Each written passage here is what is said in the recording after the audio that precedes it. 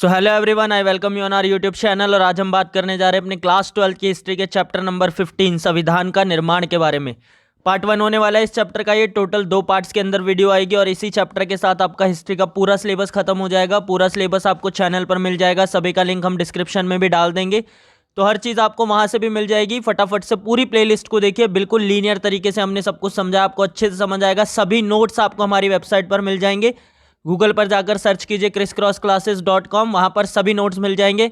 इसी के साथ साथ इसके डिस्क्रिप्शन में भी आपको लिंक मिल जाएगा। फिलहाल के लिए हम अपना चैप्टर शुरू करते हैं। हमें बात करनी है इन सभी टॉपिक्स के बारे में इस पार्ट में, और इन टॉपिक्स के बारे में हम बात करेंगे दूसरे पार्ट के अंदर। तो फटाफट से शुरू करते हैं। बात करते हैं सबसे पहले भारतीय संविधान के बारे में। तो देखिए, जैसा कि हमें पता है कि भारतीय संविधान विश्व का सबसे बड़ा लिखित संविधान है, यानी रिटर्न संविधान है। इसे बनाने की शुरुआत 1946 में की गई थी और 1949 के अंत में जाकर इसका क्या हुआ था, कार्य पूरा हुआ था। भारतीय संविधान को बनाने में लगभग 2 साल 11 महीने और 18 दिन का समय लगा था। साथ ही साथ 64 लाख रुपए खर्च किए गए थे उस दौर में। भारतीय संविधान में भारतीय शासन व्यवस्था, राज्य और केंद्र के बीच संबंध कैसे होंगे, और राज्य के जो मुख्य अलग अलग अंग होते हैं जो कि शासन व्यवस्था चलाते हैं, उन सभी के कार्यों का वर्णन किया गया है।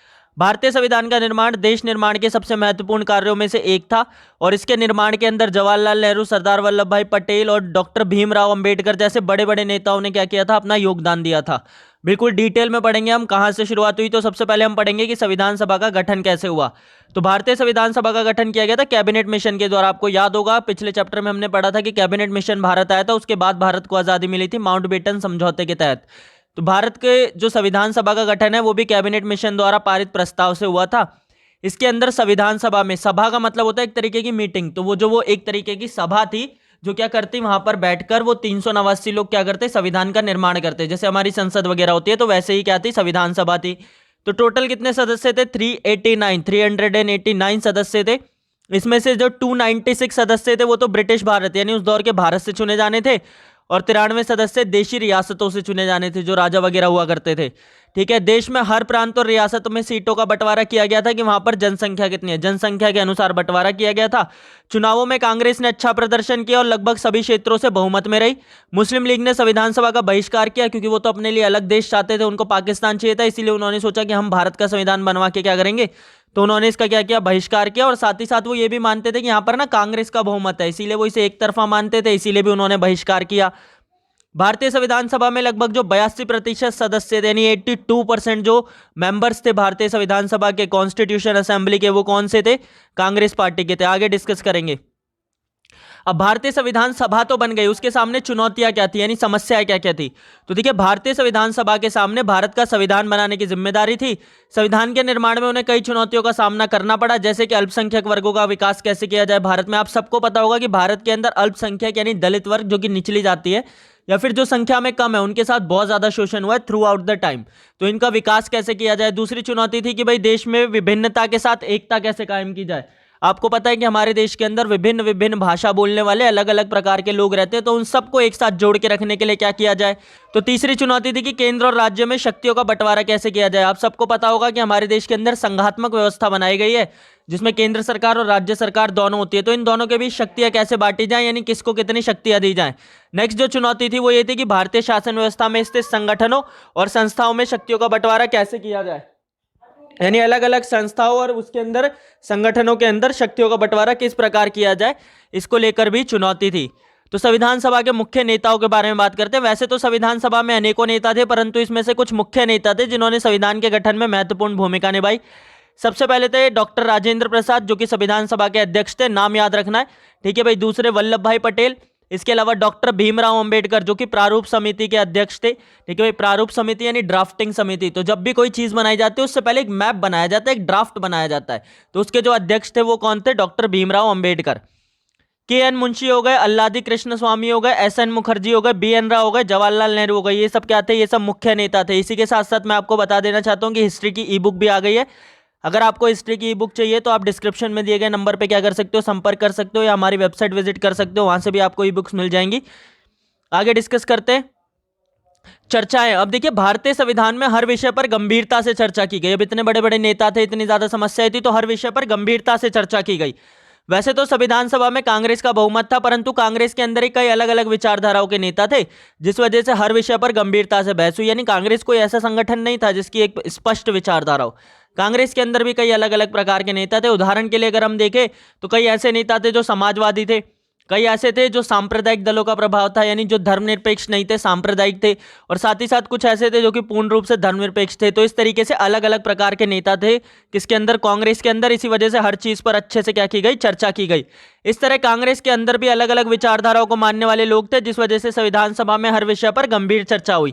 इन सभी चर्चाओं में देश की आम जनता का भी गहरा प्रभाव रहा, क्योंकि जो संविधान सभा में जितनी भी चर्चाएं होती थी ना, उन सबको अखबारों में प्रकाशित किया जाता था और प्रेस में इनकी आलोचना और समर्थन भी किया जाता था। यानी जो भी चर्चा होती थी, जो भी बातचीत होती थी संविधान सभा में, उन सबको प्रकाशित करते थे अखबारों में, और फिर लोग भी इन चर्चाओं में हिस्सा लेते थे, लोग भी अपना अपना पक्ष रखते थे। ठीक है, तो इसी वजह से संविधान सभा के निर्णयों पर लोगों का भी, आम जनता का भी क्या था, बहुत ज्यादा प्रभाव था। देखते हैं तो संविधान सभा की बैठकों के बारे में बात करेंगे। जो संविधान सभा की सबसे पहली बैठक थी वो कब हुई थी, 9 दिसंबर 1946 को। तो मुस्लिम लीग ने इस बैठक का बहिष्कार किया। जैसा कि मैंने आपको बताया कि वो अलग देश पाकिस्तान चाहते थे, इसलिए वो इसमें शामिल नहीं हुए। इस बैठक के दौरान डॉक्टर सच्चिदानंद सिन्हा को संविधान सभा का अस्थायी अध्यक्ष चुना गया था, यानी टेम्पररी अध्यक्ष चुना गया था। किस लिए, क्योंकि डॉक्टर सच्चिदानंद को उस दौर में चुन लिया गया। फिर जो परमानेंट अध्यक्ष है वो किसे चुना गया था, अभी हम बात करेंगे। मोस्टली ये क्वेश्चन पूछ लिया जाता है कि संविधान सभा का अस्थायी अध्यक्ष कौन था, टेम्पररी अध्यक्ष कौन था, तो कौन थे भाई, डॉक्टर सच्चिदानंद सिन्हा। दूसरी बैठक हुई भाई 11 दिसंबर 1946 को, 2 दिन बाद। इसी बैठक के दौरान डॉक्टर राजेंद्र प्रसाद को संविधान सभा का स्थायी अध्यक्ष क्या किया गया, चुना गया। यानी दूसरी बैठक के दौरान 11 दिसंबर 1946 को राजेंद्र प्रसाद जी को क्या बनाया गया था, संविधान सभा का अध्यक्ष बनाया गया था। तीसरी बैठक हुई 13 दिसंबर 1946 को, 2 दिन बाद हो रही है, देखो 9, 11 और 13। 13वीं बैठक के अंदर संविधान सभा का क्या किया गया था, पंडित जवाहरलाल नेहरू द्वारा उद्देश्य प्रस्ताव प्रस्तुत किया गया था। उद्देश्य प्रस्ताव का मतलब होता है कि संविधान कैसे बनेगा, संविधान बनाने का उद्देश्य क्या है, संविधान बनाने के लिए हम किन किन चीजों को ध्यान में रखेंगे। तो ये क्या था, उसका उद्देश्य प्रस्ताव था। तो उद्देश्य प्रस्ताव क्या किया गया, प्रस्तुत किया गया। उद्देश्य प्रस्ताव में क्या था, 1 बाय 1 देखेंगे। देखो, जवाहरलाल नेहरू जी द्वारा संविधान का उद्देश्य प्रस्ताव संविधान सभा की तीसरी बैठक में प्रस्तुत किया गया। इस प्रस्ताव के अंतर्गत वह सभी बातें लिखी थी जिनके आधार पर भारतीय संविधान का निर्माण किया जाना था। इसके अंतर्गत भारत को एक स्वतंत्र एवं संप्रभु देश बनाने की घोषणा की गई। स्वतंत्र का मतलब आजाद, संप्रभु का मतलब खुद का प्रभु होना, यानी जो अपने फैसले खुद ले सके, ऐसा देश बनाने की सिफारिश की गई थी। जवाहरलाल नेहरू जी ने कहा कि भारतीय संविधान सभा के द्वारा देश में सभी नागरिकों को न्याय, समानता एवं स्वतंत्रता प्रदान की जाएगी। यानी जो संविधान बनेगा ना, उसके द्वारा देश के सभी नागरिकों को न्याय मिलेगा, समानता और स्वतंत्रता देंगे हम।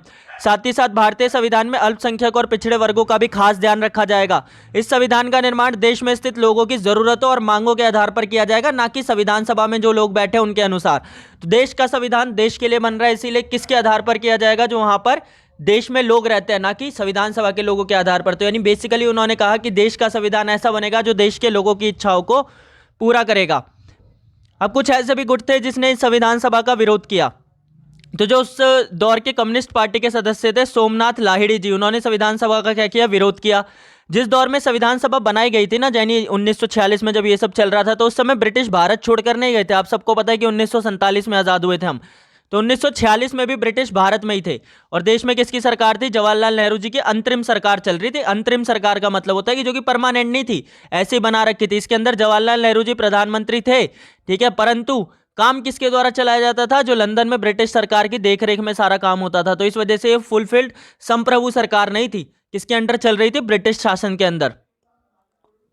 तो उस दौर में जो समाजवादी नेता थे, यानी कम्युनिस्ट सदस्य थे सोमनाथ लाहिड़ी जी, उन्होंने कहा कि भाई अंग्रेजों द्वारा ये संविधान सभा बनाई गई है, इसीलिए अंग्रेजों से प्रभावित है, यानी इस पर अंग्रेजों का प्रभाव है, क्योंकि ये अंग्रेजों द्वारा ही बनाई गई है, तो हमें इसे भंग करना चाहिए और हमें संपूर्ण आज़ादी पहले प्राप्त करनी चाहिए, उसके बाद अपनी संविधान सभा बनानी चाहिए, ताकि हम अपने अनुसार अपना संविधान बना सके। ठीक है, इस बात के जवाब में नेहरू जी ने कहा कि भाई भले ही संविधान सभा को अंग्रेजी रूपरेखा द्वारा तैयार किया गया, बट जो यहाँ पर लोग बैठे हैं वो तो भारतीय है ना, तो यहाँ पर हम लोगों की ये जिम्मेदारी बनती है कि हम निष्पक्षता से अपना फैसला लें और अपना कार्य करें। तो यहाँ पर नेहरू जी की बात कुछ हद तक सही थी कि भले ही इसे बनाया अंग्रेजों द्वारा गया था, पर सब लोग तो भारतीय थे ना, तो अब यहाँ पर इन भारतीय लोगों की जिम्मेदारी थी कि वो अपने भारत को एक ऐसा संविधान दे जो भविष्य में जाकर उसे क्या करे, फलने फूलने विकसित होने में मदद करे। ठीक है भाई, तो इस तरीके से संविधान सभा का विरोध हुआ और उन्होंने क्या दिया, तर्क दिया नेहरू जी ने। आई थिंक कि यहाँ तक आपको सब कुछ क्लियर होगा। 2 पार्ट है टोटल वीडियो के, उन्हें देखें, फ्लो वाइज देखें, अच्छे से समझ आएगा। नोट्स का लिंक डिस्क्रिप्शन में मिल जाएगा, नहीं तो आप हमारी वेबसाइट विजिट कर सकते हैं। कुछ पर्सनल डिस्कशन करना है तो इंपॉर्टेंट क्वेश्चन के लिए आप हमारा टेलीग्राम ग्रुप ज्वाइन कर सकते हैं। सब्सक्राइब कर लीजिए चैनल को फटाफट से, ताकि इस तरीके का और कंटेंट आपको मिलता रहे। साथ ही साथ एक लाइक छोड़कर जाइए, क्योंकि आपका एक लाइक हमें मोटिवेट करता है ऐसी बहुत सारी वीडियोस बनाने के लिए। और अगर आपने लास्ट तक वीडियो देखी है तो डेफिनेटली आपको वीडियो पसंद आई होगी। अगर आप हमसे पर्सनली काउंसलिंग चाहते हैं, पर्सनली पढ़ना चाहते हैं, तो आप हमारा क्रैश कोर्स ज्वाइन कर सकते हैं। और डिटेल्ड नोट्स और सभी इंपॉर्टेंट चीज़ों के लिए आप हमारी ई बुक्स वगैरह भी परचेज कर सकते हैं। ठीक है, तो फिलहाल के लिए हम इस वीडियो को यही खत्म करेंगे। I hope you all have enjoyed, watch the second part as well, चीज़ें अच्छे से समझ आएंगी। Thank you.